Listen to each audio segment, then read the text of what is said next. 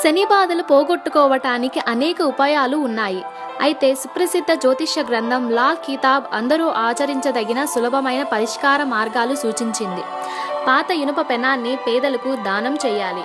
8 బాదం గింజలు ఎవరికైనా ఇవ్వాలి. పాలు పంచదార కలిపి మర్రి లేదా రావి చెట్టు మొదల్లో పోసి ఆ తడిమట్టిని నుదుట బొట్టులా పెట్టుకోవాలి. మినుములు నువ్వులు దానం ఇవ్వాలి. ఆలయానికి పాదరక్షకులు లేకుండా వెళ్ళి దైవ దర్శనం చేసుకుని వస్తుండాలి. రాత్రి వేళ పాలు తాగకూడదు. నాగభూషణుడైన శివలింగానికి అభిషేకం చెయ్యాలి. నీటి బావిలో లేదా సంపులో కొన్ని పాల చుక్కలు వేయాలి. పీచు తీయని టెంకాయను పారే నీటిలో వేయాలి. పేదలకు, శ్రామికులకు, అవయవలోపం ఉన్నవారికి సాయం చేయాలి. కాకులకు, నల్లచిమ తీపి పదార్థాలను ఆహారంగా వేయాలి. వీధిలో ఉండే నల్ల కుక్కలకు ఆహారం వేయాలి. నల్ల ఆవుకు దానా పెట్టాలి. వేప పుల్లతో లేదా వేపాకు పొడితో పళ్ళు తోముకోవాలి. నల్లని నీలం దుస్తులు ధరించడం, భౌతిక సుఖాలు త్యాజించడం, భూశయనం, బ్రహ్మచర్యం, చన్నీటి స్నానం, భగవద్ ధ్యానంలో గడపడం ఇవన్నీ శనికి ప్రీతికరాలే. వీటితో పాటు శనివారం త్రయోదశి తిథి నాడు శనీశ్వరుని తైలాభిషేకానికి శ్రేష్టమైనది.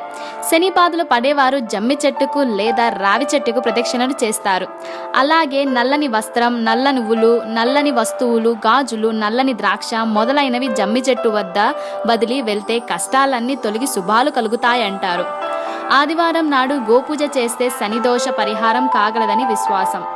అలాగే శ్రీకూర్మం, శ్రీశైలం, తిరుమల క్షేత్రాలు దర్శించడం సత్ఫలితాలను ఇస్తుంది. భైరవ స్తోత్రం చేస్తే మంచిది. తిల తైలాభిషేకాలు యథావిధిగా జరిపించుకోవాలి.